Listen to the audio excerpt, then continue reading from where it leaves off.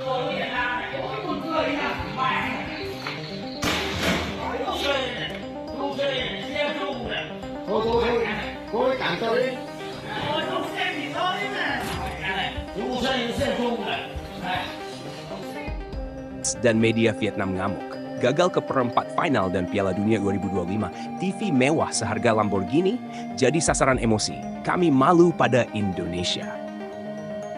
Kekalahan yang menyakitkan dan kegagalan timnas Vietnam U17 lolos ke perempat final Piala Asia U17 2025, sekaligus gugur dari persaingan menuju Piala Dunia U17 2025 di Qatar, benar-benar memicu amarah besar di kalangan fans dan media Vietnam. Bahkan insiden yang mencengangkan pun terjadi di beberapa kota besar, termasuk Hanoi dan Ho Chi Minh City, di mana fans sampai memecahkan televisi mewah seharga miliaran dong, setara harga mobil Lamborghini, sebagai bentuk kekecewaan yang meledak-ledak.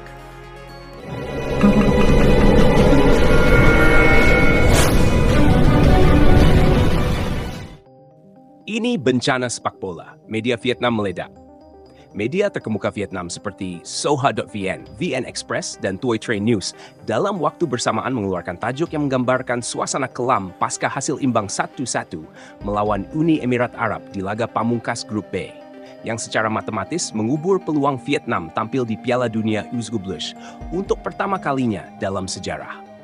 Soha VN menulis tajuk menyayat hati. Kami nyaris menulis sejarah, tapi kini kami hanya menulis luka. Sementara VN Express lebih keras. Golden Star Warriors terpeleset di ambang gerbang surga. Ini kegagalan nasional. Kami malu pada Indonesia, pengakuan pahit netizen Vietnam. Tak hanya media, netizen Vietnam membanjiri media sosial dengan kemarahan dan rasa malu yang bercampur frustrasi.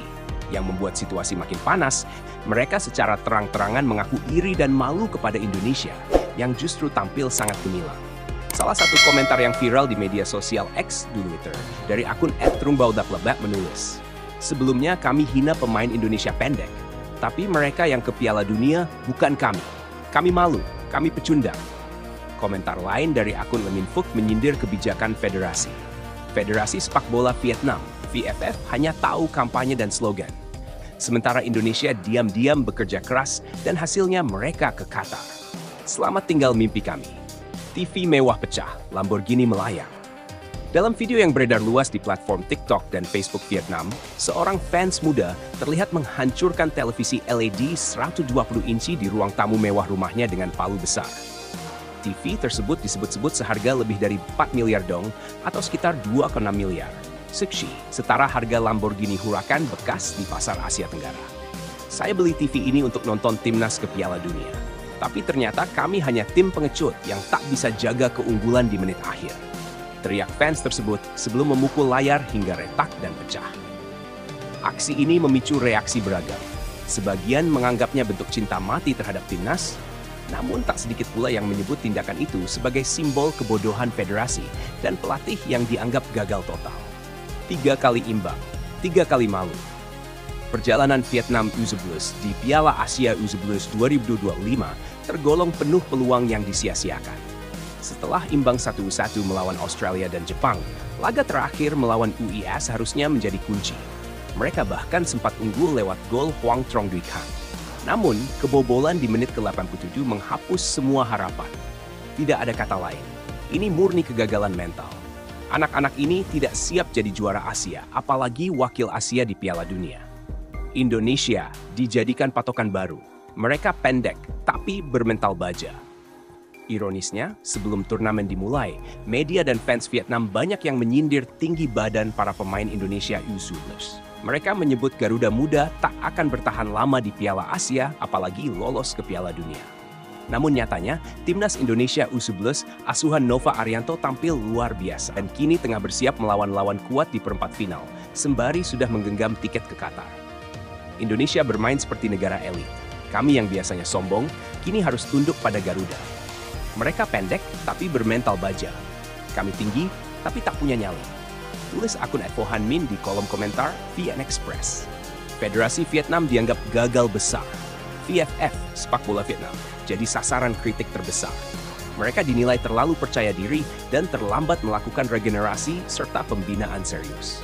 Bahkan, media menyebut sistem pelatihan di Indonesia yang dibantu naturalisasi dan penguatan filosofi bermain kini jauh lebih progresif dibanding Vietnam. Vietnam harus belajar pada Indonesia. Mereka tak malu belajar dari Eropa. Dan kini hasilnya nyata. Kami masih terjebak pada romantisme masa lalu, tulis editorial Soha VN. Supporter demo di depan kantor VFF. Puluhan supporter berkumpul di depan kantor pusat VFF di Hanoi, membawa spanduk bertuliskan, "Kami malu jadi Vietnam. Indonesia ke Qatar, kami ke sofa. Ganti semua pengurus atau kami ganti negara." Demo ini berlangsung damai namun emosional, disertai tangis dan kemarahan. Karena momen yang seharusnya jadi sejarah emas justru berakhir sebagai noda pahit. Vietnam harus nonton Indonesia di TV. Yang lebih menyesakkan bagi publik Vietnam adalah kenyataan bahwa satu-satunya wakil ASEAN di Piala Dunia U20 2025 adalah Indonesia. Negara yang selama ini sering dianggap sebagai rival biasa, kini justru menginspirasi Asia Tenggara dan bahkan mendapat dukungan dari negara-negara Eropa yang gagal lolos seperti Belanda dan Spanyol. Kami tak pantas disebut Raja ASEAN lagi. Kebanggaan sebagai Raja Sepak Bola ASEAN yang dulu sering diklaim media Vietnam, kini dianggap usang. Netizen bahkan menyebut gelar itu kini milik Indonesia. Pham Anh Tuan menulis, "Kami dulu mengejek Indonesia tak punya taktik. Tapi kini mereka yang masuk Piala Dunia, kami hanya jadi komentator di Twitter. Piala Dunia U11 tanpa Vietnam, tapi ada Garuda." Dengan hasil ini, klasemen akhir grup B menempatkan Jepang sebagai juara grup, diikuti UES sebagai runner-up. Australia dan Vietnam harus pulang dengan kepala tertunduk. Sementara dari grup A, Indonesia tampil perkasa dan menjadi satu-satunya wakil ASEAN yang lolos ke perempat final dan sekaligus mengamankan tiket Qatar. Satu kalimat yang paling menyentuh datang dari halaman depan. "Hari ini, kami mengutuki diri sendiri. Karena dalam keangkuhan, kami lupa bahwa kerja keras tak mengenal tinggi badan. Indonesia membuktikannya."